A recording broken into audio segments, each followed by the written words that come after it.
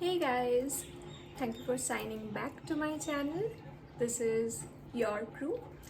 So this video is all about class 1 and class 2 medicals. So as you all know that just like the pilots, we cabin crew have to undergo two medical rounds. First one is the class 1 medical test, which is the core medical test, and after that we have class 2 medical test. So let's begin from the class 1. अगर आप PhD में हो तो PhD start होने के 1 या 2 weeks बाद ही आपका कोर मेडिकल टेस्ट हो जाएगा. And if you are directly selected then your medical test would be the day after your selection, which is the next day. So what basically happens, they check your whole anatomy really. So what tests are there? First of all, the audiometry, which is the ear test, and the normal hearing capacity was I think 20, followed by your eye test. यहाँ पे confusion है कि अगर मेरे आँखों में पार है, मैं ग्लासेस पहनती हूँ, तो क्या मैं इंटरव्यू के लिए जा सकती हूँ, क्या मैं मेडिकल में सिलेक्ट हो जाऊँगी. So yes, if you have power then you have to wear your contact lenses. You cannot wear glasses, that's not allowed on board. और मेडिकल टेस्ट में बस आपके आई साइट्स वो चेक करेंगे, दोनों आई साइट्स का विजन वो चेक करेंगे और उसके हिसाब से आपको रिकमेंडेशन देंगे. आपके लेंसेज का पावर अपडेटेड है या नहीं वो भी चेक करेंगे. तो उसके बाद this audiometry and eye test, उसके बाद होता है आपका यूएसजी एंड ईसीजी. यूएसजी तो आप सबको पता होगा, अल्ट्रासोनोग्राफी, जो होता है आपका होल अब्डोमिनल टेस्ट. सो इसके लिए आपको फास्टिंग करना पड़ता है. लाइक जब आपका मेडिकल है, जिस दिन आपका मेडिकल है उसके पहले दिन आपको एचआर से मेल आ जाएगा कि कहाँ आपका मेडिकल वेन्यू है, किस क्लिनिक में है, किस टाइम पे आपको जाना है, and you have to fast in the morning. That's mandatory. उसके बाद जब आपका यूएसजी हो जाएगा उसके बाद आप खा सकते हो. यूएसजी के बाद होता है ब्लड टेस्ट. पूरा आपका ब्लड का प्रोफाइल यहाँ पे वो लोग चेक करते हैं. And the important thing is hemoglobin level have to be 11.5.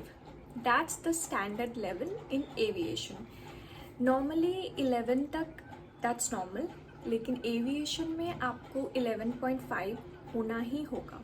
अगर नहीं होगा तो क्या होगा, वो लोग आपको रेकमेंड करेंगे कि आप ठीक से डाइट लीजिए, सेल्फ केयर कीजिए और अपना हीमोग्लोबिन लेवल बढ़ाइए. ऐसा नहीं है कि अगर कम होगा हीमोग्लोबिन या कोई भी प्रॉब्लम हो तो वो आपको निकाल देंगे, नहीं.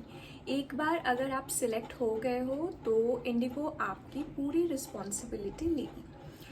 उसके बाद होता है एक फ़िज़िकल चेकअप, जहाँ पे आपका हाइट, वेट, बीएमआई फिर से चेक होगा.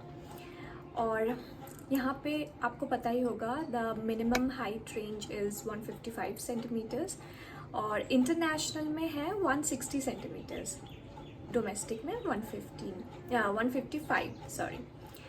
तो उसके बाद क्या होता है, उसके बाद आपका ईसीजी हो गया, ऑडियोमेट्री हो गया, यूएसजी भी हो गया, आई टेस्ट, ईयर टेस्ट, ये सब हो गया. और उसके बाद आपका एक होता है डॉक्टर चेकअप. एक डॉक्टर बस आपसे कंसल्टेशन करता है कि आपको कोई क्रॉनिक प्रॉब्लम है जिसके लिए आप कोई मेडिसिन लेते हो या नहीं.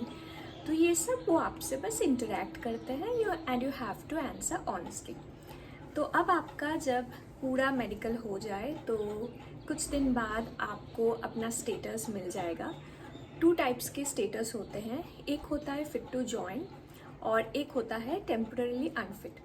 कभी कभी अगर आप फिट टू जॉइन भी हो तो आपको रिकमेंडेशंस मिलते हैं, किसी को हीमोग्लोबिन का, किसी को वो लोग गायनोकोलॉजिस्ट का कंसल्टेशन लेने को बोलते हैं, और जो भी आपका प्रॉब्लम हो, उन्हें लगता हो कि you need medicine for that, you need to be careful about this, तो आपको वो डॉक्टर के पास भेजते हैं और आपको दोबारा से वो टेस्ट रिपीट करके रिपोर्ट्स इंडिगो को सबमिट करना पड़ता है। एंड ये जो रिपीट टेस्ट होता है ये आपके खुद के एक्सपेंसेस से होता है। पहला वाला जो कोर टेस्ट हुआ क्लास 1 मेडिकल, वो पूरा इंडिगो प्रोवाइड करता है, लेकिन अगर आपको कोई टेस्ट रिपीट करना हो यू हैव टू पे फॉर दैट। तो हो गया, अगर आपका स्टेटस फिट टू जॉइन है, कोई रिकमेंडेशन नहीं है, देन वेल एंड गुड। उसके बाद आता है क्लास 2 मेडिकल टेस्ट जो होता है गुड़गांव में।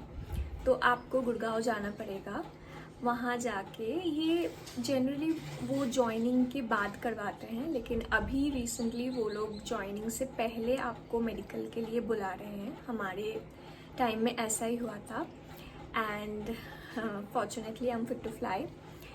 सो उस मेडिकल टेस्ट में क्या होता है, ये पहले वाले मेडिकल टेस्ट से बहुत सिंपल होता है। First of all, you have to fill up a form with all your medical records, details and everything that you know about your body. ये सब आपको फिल करना होता है। एक HR होते हैं, वो आपको गाइड करते हैं कैसे कैसे आपको कहाँ कहाँ ठीक से फिलअप करना है। And Indigo's HRs are extremely friendly, वो आपको सब कुछ समझा देंगे, सब कुछ बोल देंगे कि आपको कैसे करना है, क्या लिखना है। एक बड़ा सा बोर्ड होगा, वहाँ पे आएगा कि क्या क्या आपको कैसे फिल करना है। तो आपने वो कर लिया, और ये फॉर्म बहुत ही सावधानी से फिल करने की ज़रूरत है, क्योंकि ये फॉर्म आपके साथ 5 सालों तक रहेगा। हम लोगों को बोला गया था कि ऐसे हैंडराइटिंग में मत लिखो जो कि लगे कि आपने चाइनीज़ लिखा हो, तो क्योंकि ये बहुत इम्पॉर्टेंट है, ये आपके साथ 5 सालों तक रहने वाला है, तो please be careful about it. तो उसके बाद होता है आपका साइकोलॉजी टेस्ट। वहाँ पे एक साइकोलॉजिस्ट होते हैं, वो आपसे बस बातें करते हैं, जनरली आपको पूछते हैं कि आप कैसे हो, अपने बारे में कुछ बताओ, अपनी फैमिली के बारे में कुछ बताओ, आपके सिबलिंग्स से आपका कैसा रिलेशन है। ऐसा नॉर्मली जो कन्वर्सेशन होता है डे टू डे, वैसा वो आपसे बात करते हैं। तो उसके बाद अगर आपको साइकोलॉजिस्ट का क्लियरेंस मिल गया, उसके बाद होता है आपका doctor visit, like Indigo medical officer के पास आप जाते हो।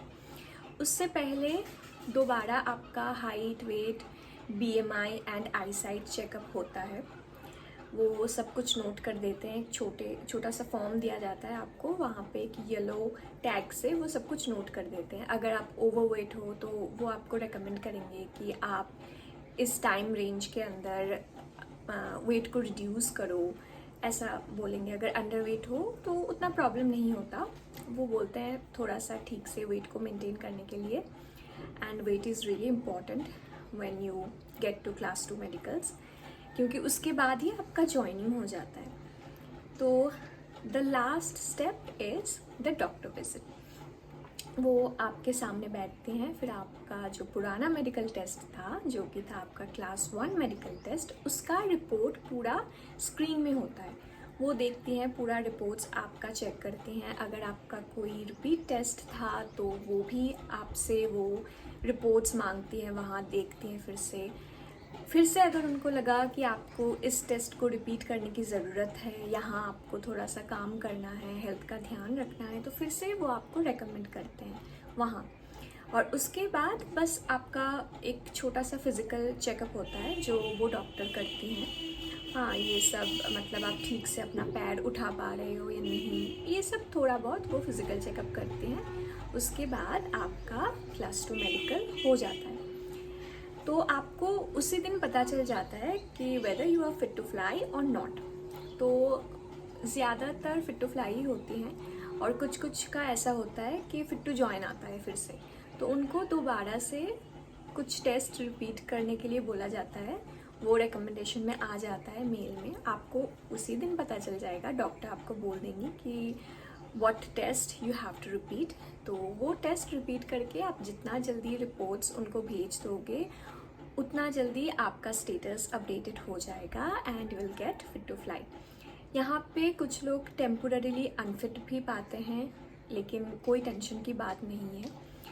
मेडिकल राउंड में ये जो क्लास 2 मेडिकल है या क्लास 1 मेडिकल है, यहाँ बहुत कम लड़कियाँ रिजेक्ट होती हैं, लेकिन हाँ रिजेक्ट होती हैं। मतलब वहाँ एचआर ने हमें बोला कि ऐसा होता है कि 5 साल में 100 कैंडिडेट्स में एक लड़की रिजेक्ट होती है, ऐसा होता है, लेकिन जनरली रिजेक्ट नहीं होते कोई भी। जो भी आपका प्रॉब्लम है, सबका कुछ ना कुछ प्रॉब्लम होता है, तो आपको बस वो ठीक करना है, यही उनका मतलब क्राइटेरिया है।